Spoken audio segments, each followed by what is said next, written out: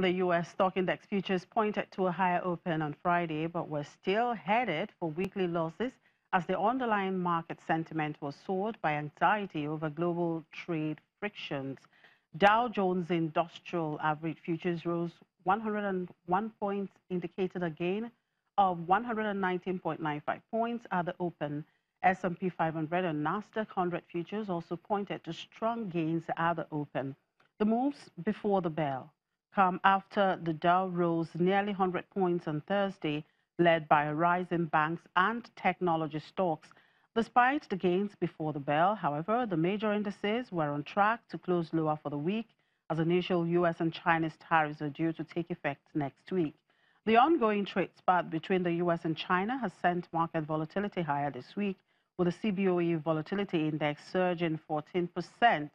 Personal income data for May is scheduled to be released at around 8:30 a.m. Eastern Time, with a final reading of consumer sentiment data for June due later in the session.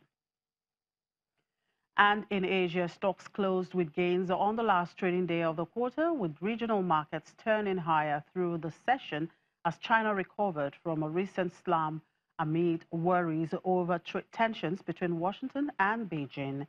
Japanese stocks spared earlier declines, with the Nikkei 225 closing up 0.15% at 22,304.51. In South Korea, the Kospi moved back into positive territory, finishing higher by 0.51%. China markets, meanwhile, recovered slightly after coming under pressure in recent sessions. The Shanghai Composite advanced 2.2% to close at 2,848 after 4 straight days of losses, and the blue chip CSI 300 index rose 2.57%. The smaller Shenzhen Composite ended the session up 3.26%. Hong Kong's Hang Seng index rose 1.54% amid broad-based gains. And away from the markets, and here in Africa, Chad and Glencore have signed the final agreement to restructure an oil-backed loan of more than $1 billion.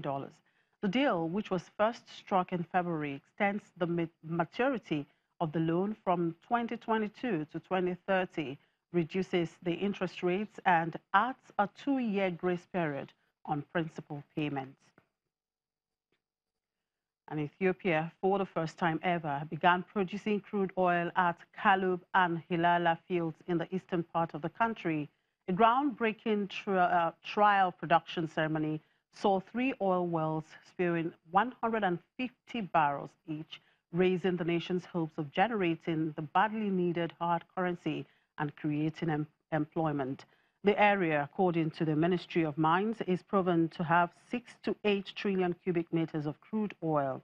The Chinese company PolyGCL Petroleum Investment Limited is responsible for the extraction of both crude oil and natural gas in the Ogaden area, Somali regional state in eastern Ethiopia. The announcement of trial production was made by the country's Prime Minister Abiy Ahmed earlier. Ethiopia plans to earn an annual revenue of $8 billion from natural gas exports, which will be made through a pipeline to be installed beginning this coming September. And a U.S. law firm has filed a class action lawsuit against South African miner Sibanye-Stillwater on behalf of shareholders to recover losses suffered after a spate of debts at its mines triggered a sharp fall in its share price.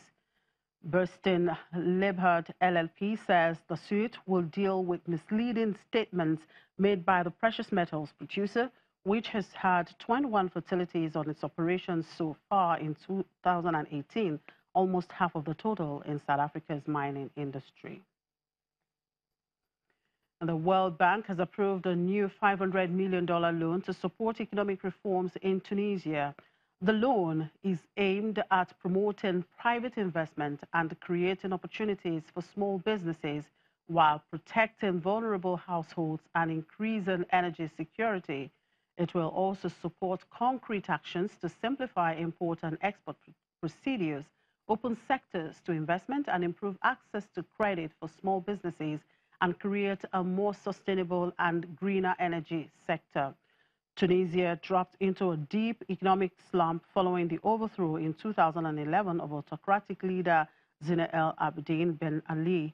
Praised as a model of democratic transition, it has so far mostly failed to deliver on planned economic reforms to help create jobs and cut public deficits. And the Organization on Economic Cooperation and Development has released its latest analytical work on trade facilitation and the global economy at the World Trade Organization in Geneva. The new report showed that the increase in trade facilitation will help middle and small-sized enterprises to lower their costs and improve the efficiency of the transport of goods across borders worldwide. Trade facilitation aims to reduce transaction costs in international trade activities and promote the free mobility of goods and services using a series of measures, including simplifying procedures, improving transparency, unifying standards, and reducing restrictions. Members of the WTO passed the Trade Facilitation Agreement in November 2014, and the TFA entered into force in February 2017. The WTO hopes that the agreement can reduce trade costs by 9.6 to 23.1% among member states. The importance of flexibility and creativity in finding convergence among 164 countries of vastly different economic and development status. So the TFA and its reforms will be a force to help smaller businesses to trade, including women-owned businesses. It will deliver greater gains to poorer communities, and it will provide technical assistance and capacity support for those economies in their implementation efforts. And still to come on the program, Lord Mayor of London visits Nigeria, meets Nigerian businessmen.